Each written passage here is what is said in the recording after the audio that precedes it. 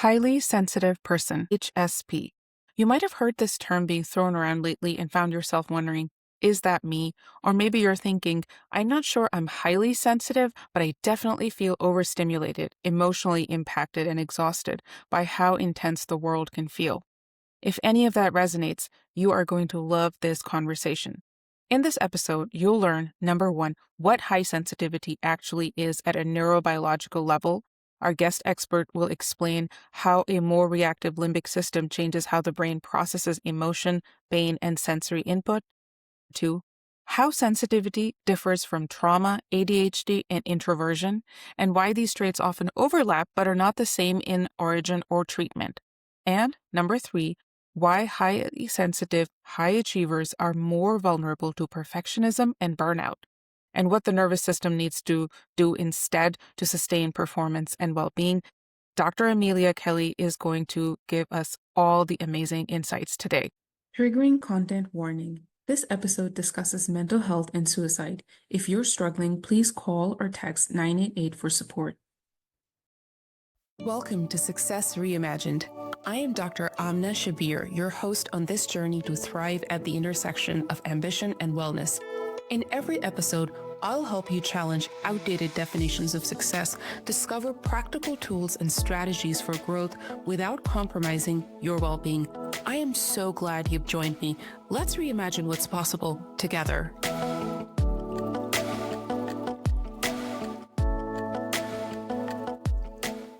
Today's guest is Dr. Amelia Kelley, PhD, a trauma-informed therapist, best-selling author, neurodiversity advocate, and host of the podcast, The Sensitivity Doctor. Her clinical and educational work empowers highly sensitive persons, HSPs, adults with ADHD, and anyone navigating trauma, nervous system overwhelm, or the feeling of being too much. Dr. Kelley is also a TEDx speaker. Her TEDx talk is titled Before the Breaking Point, a New Approach to Kids' Mental Health, brought critical attention to how we can intervene early, listen deeply, and support emotional resilience in children before the crisis hits. In today's conversation, we'll dive into what it means to be a high-achieving HSP. Welcome, Amelia. Thank you so much for having me. I've been very excited to sit down and talk with you. Likewise. So you're an HSP expert. Even your podcast is titled The Sensitivity Doctor. I love that name. Break it down, please, for our audience. What is an HSP and what do you wish more people understood about HSPs? So HSP, and it's funny because you said you are an HSP and then you said advocate, but I'm thinking, no, I am also an HSP. So HSP stands for highly sensitive person, and it is actually related to the way our brain understands and interprets the world and is directly related to having a more active limbic system. And so this is things like the amygdala, the basal ganglia, all these areas of the inner center of the brain that lets us know whether or not we're safe, lets us know whether or not we need to attend or defend, connect or reject, essentially. And what happens in the highly sensitive person's world is that everything is more. So food can taste better, music can sound sweeter, love can feel deeper, but likewise, pain can feel more intense, sounds can be overwhelming, fabrics can feel annoying. People's other emotions can feel so crushing and overwhelming. The state of the world can feel crushing and overwhelming. So, and I'm sure we'll probably do a bit of this today. There are some overlaps and confusions around many people listening right now probably thought, well, doesn't that sound like autism? Or doesn't that sound like a little bit of ADHD? Or doesn't that sound like trauma? They're not wrong. It's all about the origins of where some of these traits started. And with an HSP, it is purely genetic. It is biological. It makes up 30% of every animal species. Equal distribution over male and female presentation. So it's not a gendered thing. And it truly is part of how a species survives. Without the highly sensitive people or highly sensitive dogs or cats or bugs or horses, that species would be at risk of not surviving. And so there's a lot of adaptive advantages to it, but there's a lot to navigate if you yourself are an HSP. Wow. So I learned a lot of things just in everything that you've just shared, and I'm open to admit what I don't know so that other people who are feeling a little awkward right now might, you know, understand. I always thought I had an idea, but it's always great to ask the expert and learn more. So as you talked about those things, what I was thinking, gosh, we live in such an overstimulating world. Mhm. And I loved how you started it with like those positive attributes and those amazing traits, but then thinking, I'm not sure. I don't think so. I'm an HSP, but I feel very overstimulated at times. The tech, the noise, everything, alerts, it's all just so distracting. Mhm. So as you think of like people's perceptions, what are some of the misconceptions you think like, okay, that I wish you just knew that. So today talk to the people who are making assumptions Mhm. and you're just talking to them and you're just doing a little bit of myth busting here. Sure. Well, I think one of the first and foremost myths about high sensitivity is that it's related to being emotional. Mm, It's yes. absolutely positively not related to be emotional. It has nothing to do with being emotional, actually. Instead, is related to how emotions hit you and how you process them and how intensely you experience them. And so, for that reason, it could make you appear more emotional. For example, one of the questions on my HSP scale, which is available on my website. So, if anyone listening is thinking, "Am I an HSP?" and you want to know for this conversation, feel free, if you don't mind me saying, hit pause real Yep. quick. Go take the scale on ameliakelly.com, Kelly with an EY, and then pop back in and let's talk. And also, if you're a man and you're listening, take special care to be very honest because research shows that men tend to score themselves lower than they actually are because of cultural expectations and pressures. I'm hoping this shifts as we continue to have open conversation about masculinity and really encouraging open expression from our young boys as they're growing into their adulthood. But also, when you're answering these questions, be mindful to answer when they apply even some of the time. So it's not like your typical, depression. Are you experiencing this more often than not? It's any of the time. So for those who have rejoined us after discovering you're an HSP potentially, or maybe you're moderate sensitivity, or maybe you know someone who is highly sensitive. Being highly sensitive is also not a diagnosis. Okay, so this is a myth that it's just one more thing to put in my chart or one more thing to fix. It is not something to fix. It is something to understand so that you can have the best possible life you can have with your sensitivity. And this starts early on. I will say I've talked openly with my kids about sensitivity, and my daughter is definitely an HSP, very, very high sensitivity. And I found the sweetest thing in her little, and I wasn't snooping, guys. This was in her, take home folder. There was a note from one of her little friends, and she's in elementary school, so you can just imagine the penmanship, that was apologizing to my daughter saying, "I know you're highly sensitive and you gave me all these chances and I'm so sorry. You're the best friend." And went on in like 4th grade vernacular. And I just thought, I've done my job. I taught my daughter about her sensitivity in a way that she feels safe to talk with other people about it. And that's something we want to be working on for all of us is helping us identify those in our life who are or ourselves and having it be part of our conversation. And part of, to your point with perfectionism, I know a lot of times you talk about, at least I remember when you're on my podcast, talking about asking for support. Yes.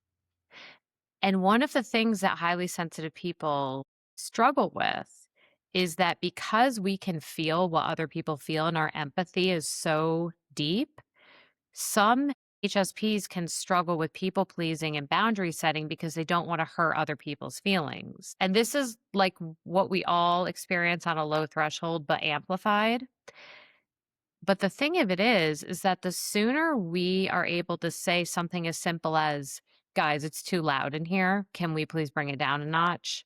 Or, "Hold on, let me get my loop earbuds." Shameless plug, I love them. "Let me get my loop earbuds so I can handle the social setting." Like by unmasking a little bit and saying when we need these things It allows us to engage in a way that's so much gentler and more adaptable for our nervous systems. I'm letting that soak in and Mhm, holding space. I really appreciated that beautiful share from your daughter. mhm, Thank you for that. And I was also thinking that there have been many social settings in which I have wished I had mhm, something to help get through and not trigger a migraine. So, this mhm, was really helpful. What would you say to people who are listening? And I know that it's not just me, who are mhm, wondering where on this spectrum, like, how do we differentiate HSPs from introverts, say, for example? mhm. I love this question. I get asked it all the time. So, introversion is a personality type, and it does inform how you interact with the world. High sensitivity is a state trait. Okay. So it's related to the state way that your body interacts with the world. And it has to do with things like depth of processing, overstimulation, the deep, deep empathy, and how you take in sensory input. Let's think about introversion. All those things I just said do not all relate to Mm. introversion. You can have an introvert who is not bothered by pain. So you mentioned a migraine. Highly sensitive people are more sensitive to pain. But then conversely, we're also sometimes more impacted or sensitive to medications.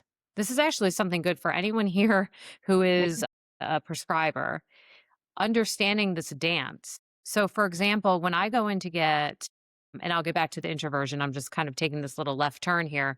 When I go in for dental work, which luckily I have pretty good teeth health, but when I go in for dental work, I need more Novocaine than the average person because of the fact that I'm more sensitive to the pain and my nervous system is a little bit more keyed up in anticipation of the dental work.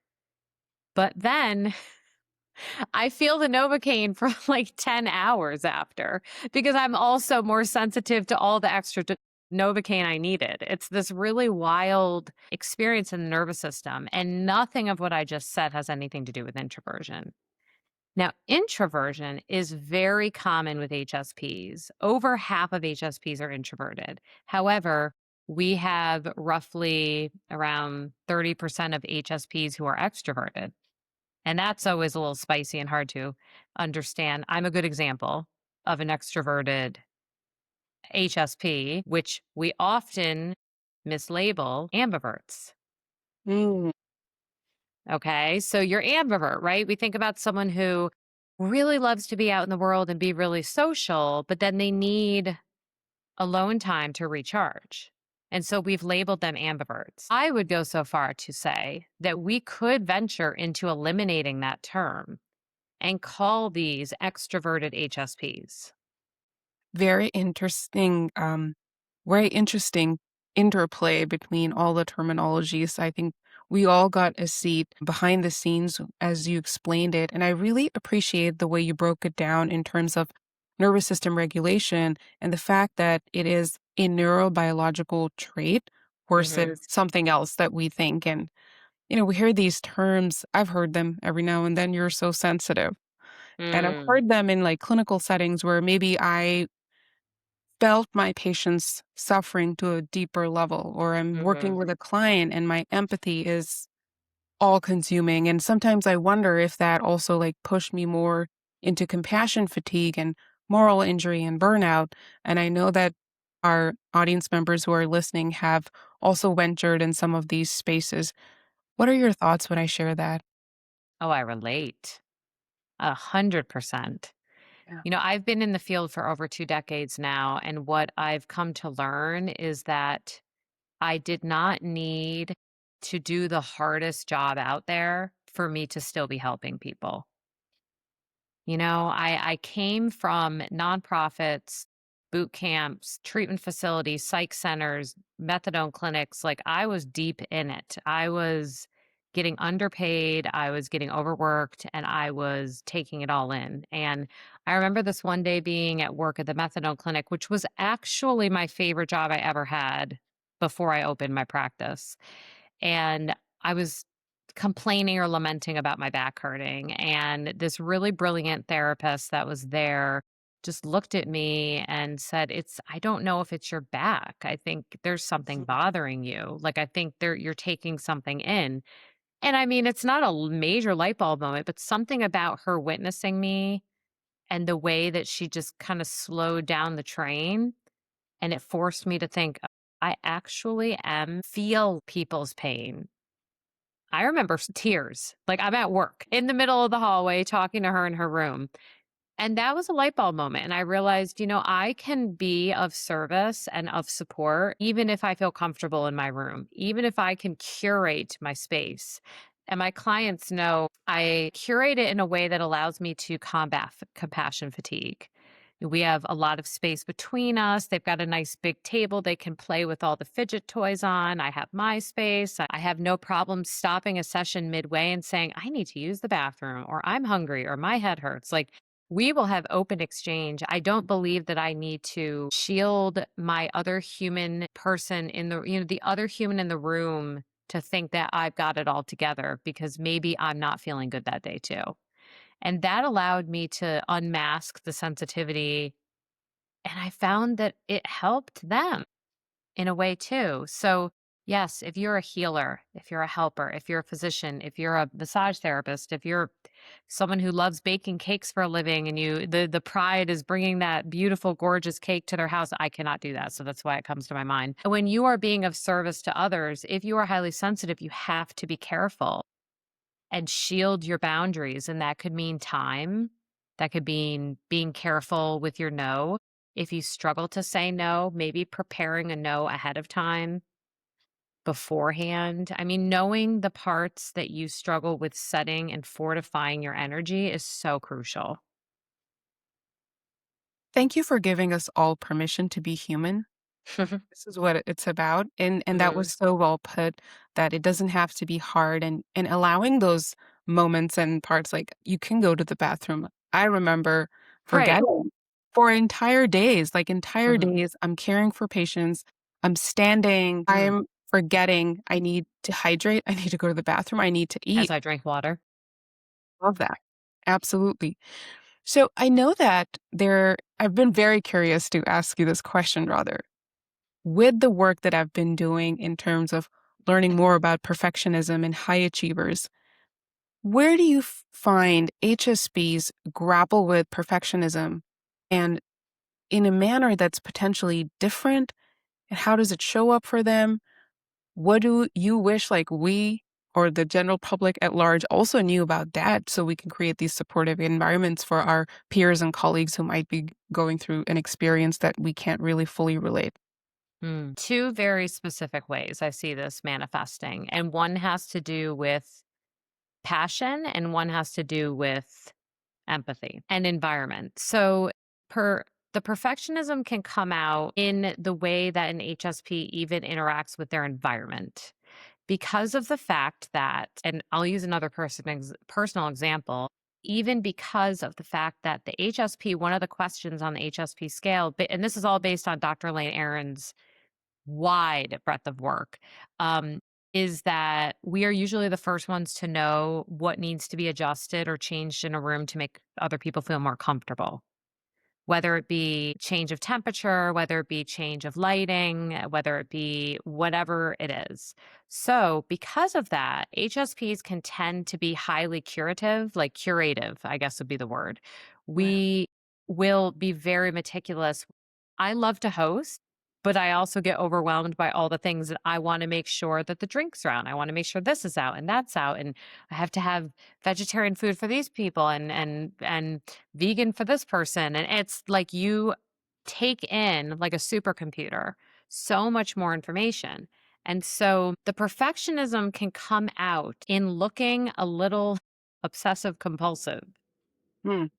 because you're trying to stay on top of all these things that you care about because you care about either the environment, the people, the space, the place. And I think this is why a lot of HSPs don't love hosting. And it's not because they don't want to connect with people, because highly sensitive people really value deep connection and genuine, intimate connection. But because of the sheer overwhelming nature of creating the environment that you feel like is, quote, good enough. for the people that you care about. So I think that's one way it really presents. And then another way that it really presents, I was relating it to passion. HSPs are generally drawn to work that is deeply meaningful to them, to the point where we will put ourselves into work that may not actually match our nervous system, but matches our moral compass. So, for example, I have HSPs on my caseload that are police officers, nurses, teachers, and every single one of those jobs is terrible for their nervous system in a variety of ways. And so the perfectionism can come out in your heightened expectations of what you should be able to put up with because of what matches your passion and your moral compass versus what I was just kind of alluding to before. Whereas before I was thinking, well, I need to be doing nonprofit. I need to be like changing the world and helping people at their worst because that's where my moral compass was guiding me. But my nervous system wasn't really matching that. And so the perfectionism comes out, I think, when a highly sensitive person doesn't allow themselves not to be at the pinnacle of what they think is going to help humanity and allow yourself to settle into something that feels comfortable, that feels like it's not up here for those not, watching them, kind of up at the top of the food chain of helping or doing your passion, and somewhere that feels comfortable and more connected with you. Interesting. Definitely so helpful to know how it shows up. And Mm, I was just thinking of this human such as yourself and wanting to mhm, give them a hug because I have a lot of hosting anxiety and I don't know what parts of me come up when that happens, but mm, everything has to be executed. I feel almost culturally there's an expectation that it has to be executed in a flawless manner. So thank you for sharing that. And similarly, the question that I want to ask next is for HSBs in leadership roles, like you mentioned, mm, police, teachers, like amazing essential healthcare workers, mhm, all of these are essential workers for the community, everyone. How do you experience like your clients are coming up to you? These are very high visibility mhm, demands careers, especially when you're a leader. You're standing up there, you're giving talks, whether it's a boardroom, whether it's a, a big convention center. TEDx. Yes. TEDx, absolutely. What are some of the complaints that they bring in, and how do you sort of guide them through? Well, actually, something you said before about hosting made me like light bulb moment about one of the most obvious ways that perfectionism shows up that I think would also inform the question you just asked me.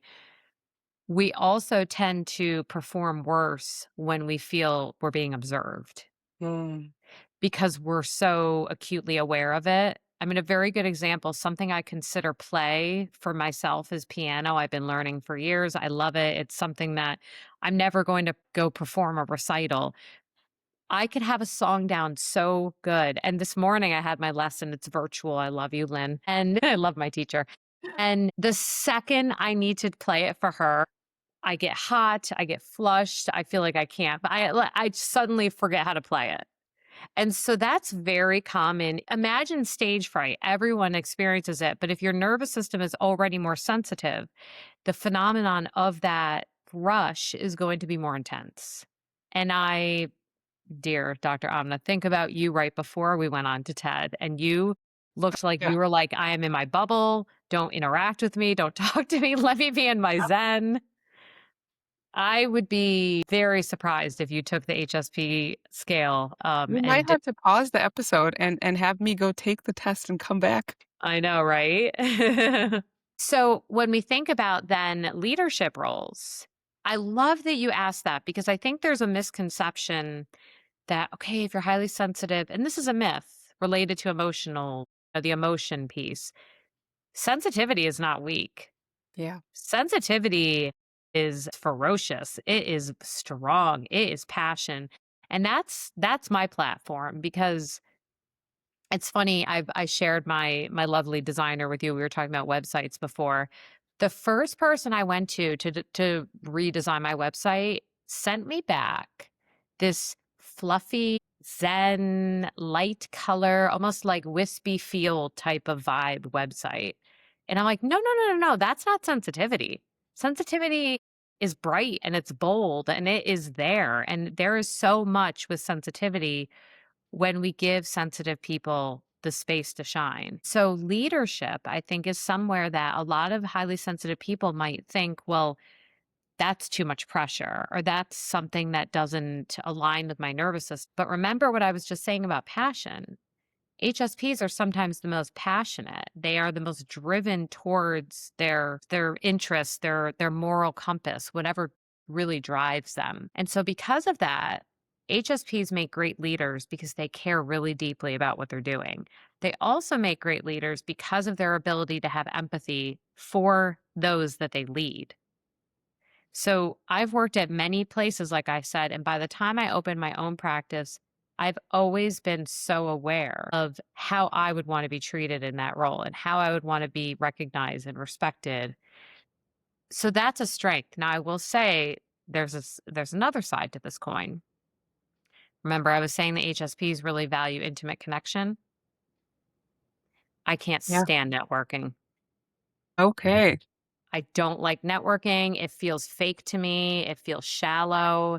It doesn't hit my heart. It doesn't feel as deep and genuine to me as the connections I want to have should feel.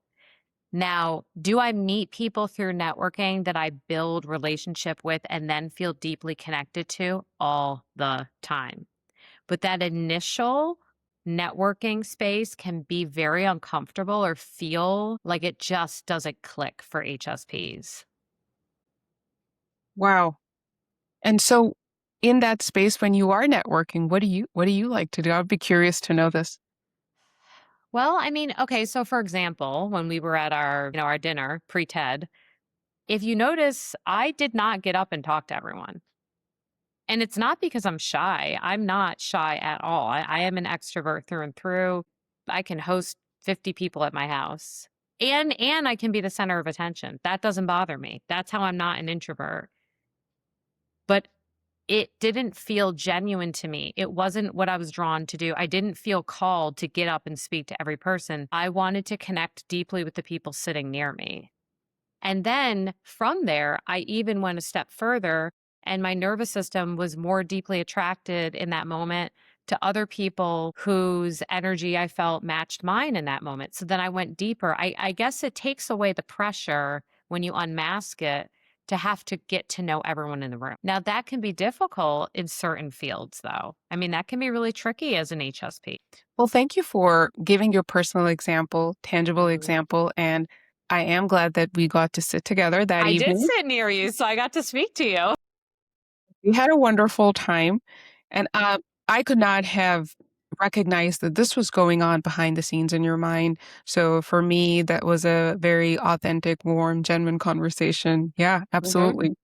mhm, So, what for the high achieving HSBs that are all intently listening right now, what are some concrete self care practices you mhm, wish that they would start engaging in to sustain their performance and their well being? mhm, They're in all these spaces, whether it's academics or whether they're running their own businesses and mhm. anything in between. Well, I've kind of slowly touched on, but I think we can definitely package it in an actionable way. Number 1 is the boundaries piece. If you don't have boundaries, your nervous system will fail you. It just will. It can only handle so much. I was saying earlier, and we all have different thresholds. I mean, just because you are considered highly sensitive, it doesn't mean you're automatically it's not an on-off switch. And also it changes. For women specifically, it can change throughout your menstrual cycle. You know, the time during the month, your luteal phase when your estrogen is dropping and you might be feeling a little bit more moody and a little bit more sensitive, you're going to feel that more.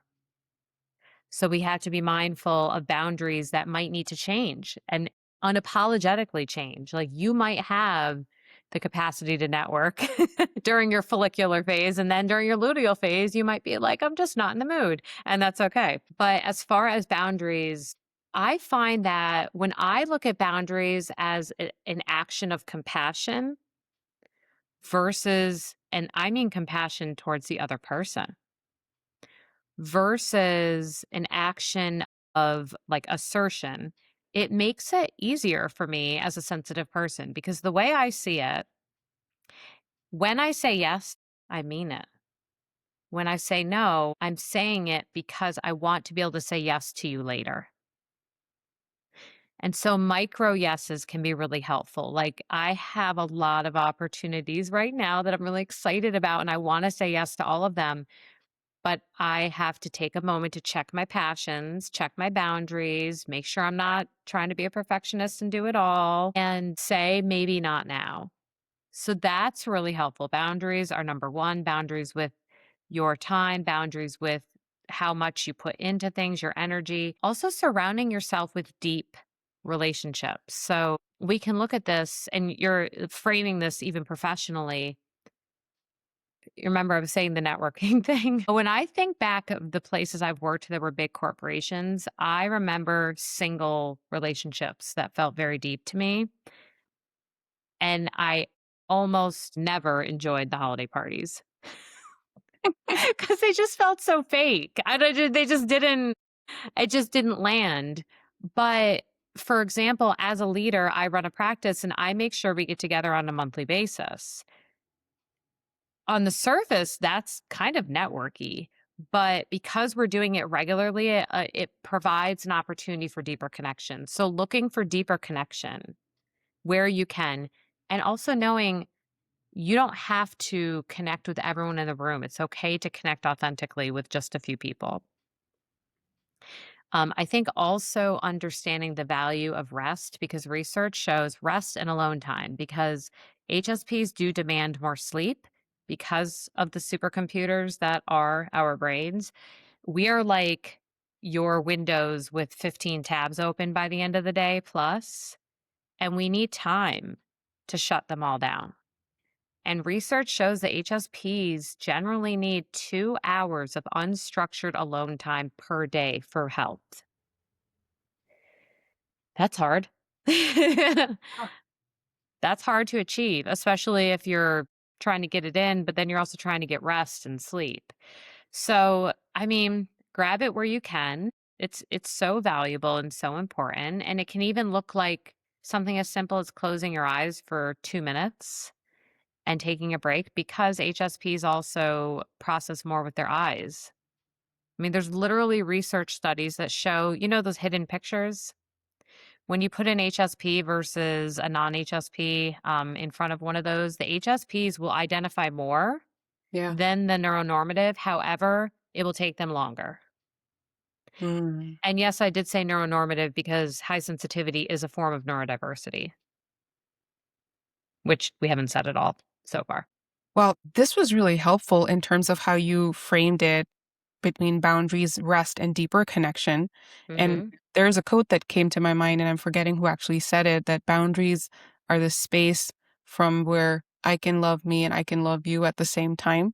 And I know Yes. I'm paraphrasing, so we'll find and reference that. Perfect. But what a way to honor yourself and being okay with also letting the other Hmm. person know, like, this is also the compassion is directed towards you. Right. Now, you've mentioned neurodivergence and neuronormative, and that HSPs fall in the neurodivergent bucket. Share a bit more on that. Educate us so we Mhm. know how to be better present members of the community and the society. Now, when we think about neurodiversity, I think classically it was originally meant to achieve and attain proper services for people who really need it. And so I really do want to recognize that when a lot of us hear neurodiverse, one of the first things that comes to our mind is autism. So we don't want to say that all neurodiversity looks the same, feels the same. It's not all the same coat. But the way I see it is as a bell curve. This is the way I see a lot of these different forms of neurodiversity is that we've got in the middle kind of the main part of the population. We've got the most of we'll use sensitivity today. I talk about this with ADHD a lot, but in the center of the bell curve, we have those who are, sensitive. I guess, normally sensitive, sensitive to a bad day, sensitive to stress, sensitive to sadness, to joy, that can feel the full range of emotions, but it doesn't. cause negative impact on their nervous system or their body. It's part of their everyday life. There's a resilience, a hardiness to their nervous system. And you can see the difference too in families. If you have two kids, one who's an HSP and one who's not, which in research, the neuronormative is the dandelion and the HSP is the orchid. So if you have your orchid child, and there's a great book on this, literally about orchid versus dandelion theory, your dandelion folks are the ones at the middle of the bell curve. Now, on each end, we have those who are fall into that category of high sensitivity, and because of that, are going to need the environment around them to give them the space to do what they need to do to regulate, to then kind of reorient their nervous system. So, the neurodiversity piece is really anyone that falls off of that middle line.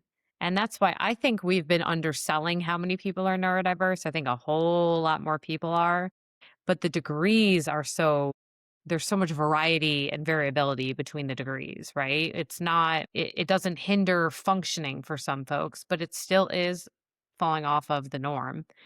Now, remember, I was saying two ends. There are also people that fall in the low sensitivity range.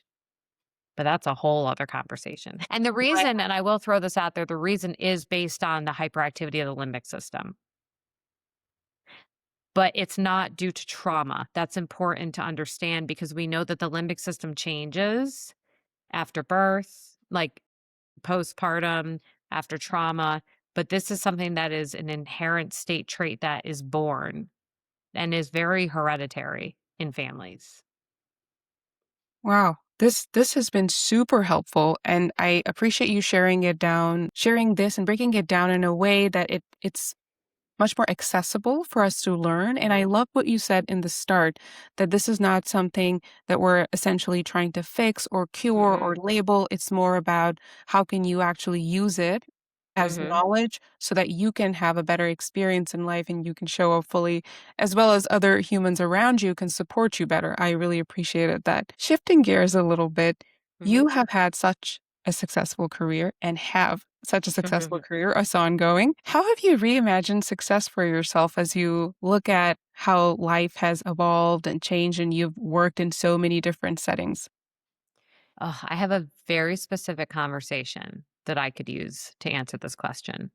So, about a year ago, and it's kind of funny because it involves a shaman. About a year ago, I had done a phone call with Bloom Post, who is a shaman out of Asheville that I met at a cacao ceremony here in the Triangle. I just adore her. Her energy is so great. And so I've stayed connected to her. She's been on my podcast. She has a really great TED Talk too, actually. And she's just awesome. And so I was talking with her, doing like a little consult call one day. I mean, she didn't have like tarot cards out or anything, but you know what I mean? We were just kind of talking about my life. And she said to me something that made such an impact and it changed the way I've been approaching my career. Because I think for a while, I had this mentality that I just had to say yes to everything. Every podcast, every summit, I mean, I wrote 2 books at the same time at one point. Like, I was writing about suicide and ADHD at the same time. Like, you could not have gotten more opposite. Oh, I mean, there's some overlap, but, like, I split myself in 2 during that, and we have to remember also, I am a business owner and working mom. Like, this is not like I just have time on my hands to kill. I was just grinding, saying yes to almost everything that came my way. She said something to me. She said, "You know, I see what you're doing. I see that it's getting you somewhere, but I think you have to stop focusing on getting any message out there and start like really connecting with," and this is such an HSP thing to have to focus on now that I think about it, really connect with whether or not like you're bringing your heart to it. Like whether what you feel passion for, but also what you feel you can offer people, like really making sure your heart aligns with what you're doing and allowing it to show up and allowing it to be so much more real. And that will then lead you in a better direction. And I think it has because I've started to say no to things more and not because I didn't have time.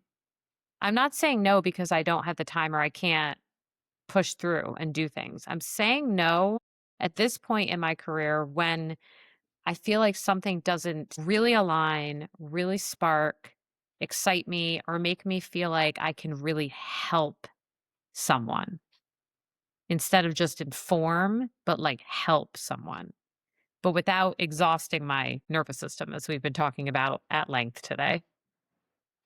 Wonderful. I love that repeated theme of giving permission to say no, to Hmm. rest, to recognize one's own human limitations, which is Hmm. okay. That's what makes you human. So you don't have to be perfect. That is you leaning into your humanity instead of Hmm. dehumanizing yourself just to people please till the Right. cows come home and they never come home. So I really, really Mhm. appreciate that. Amelia, this has been so wonderful. How can my audience get to know more about your work, get Mhm. in contact with you, and just learn more? Sure. Well, I love hearing from folks. As I was mentioning so happily, my website, ameliakelly.com, and that's Kelly with an EY. I am obsessed with it. I'm so happy with how it came out because I wanted it to be a place where people can actually almost get help right on the site. So there are meditations, there's access to my podcast where you can search if you're struggling with insomnia, for example. You can go on there, put the word insomnia, and episodes will come up for you. There's free resources on there from my books, like safety planning for leaving an abusive relationship, safety planning for preventing suicidal not ideation exactly, but suicidal attempts and keeping yourself safe. I've got access to all my articles and my meditations and just like everything. And then starting in November, I'm going to be having, okay, you remember I said I don't love networking? Yeah. Disclaimer, sorry if you've sent me one. I don't like newsletters, but because they feel like networking. But I am starting one, but it's going to be in a different style. So in November, I'm going to be starting one that's going to be completely different. It's called the Insight Circle, and it's going to be a space where people can ask me Q&A, a space where you get an update, obviously, and then a space where you also get like a monthly mental health check. So almost like actionable, like almost like what a therapist would hand to you when you're leaving a session. So I'm hoping it'll be fun and informative. I'm very active on Instagram, somewhat active on Facebook, and TikTok stresses me out. So don't even look for me there. And then obviously my podcast, The Sensitivity Doctor, it's updated every Thursday. And I have a wellness corner on there where you can find different, EFT tapping, IFS meditations, things like that. Thank you for sharing all those incredible resources with us. We will link to everything in the show notes and for all your time today. This has been wonderful. And also, we'll keep an eye out for your amazing TEDx talk, which will be publishing soon. Fingers crossed. I had the incredible honor of being in the audience. You were the speaker before me at the event, and I Sure. got to witness it. Yes, you were the first speaker, and it was such a deeply moving talk. Mm, So I know that everyone is going to really learn a lot from that. Thank you, Amelia. thank you. Thank you so much for having me. It's me again. So I actually went back and I took the quiz that Dr. Amelia Kelley was mentioning on our podcast conversation that you just heard.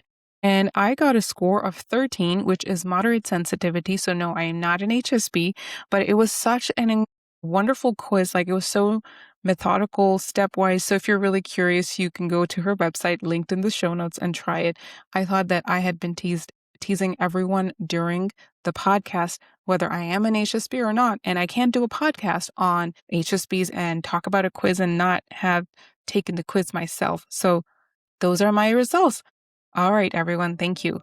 You might believe you don't have the time or energy to focus on yourself, but this is exactly the right time to get serious about your well-being.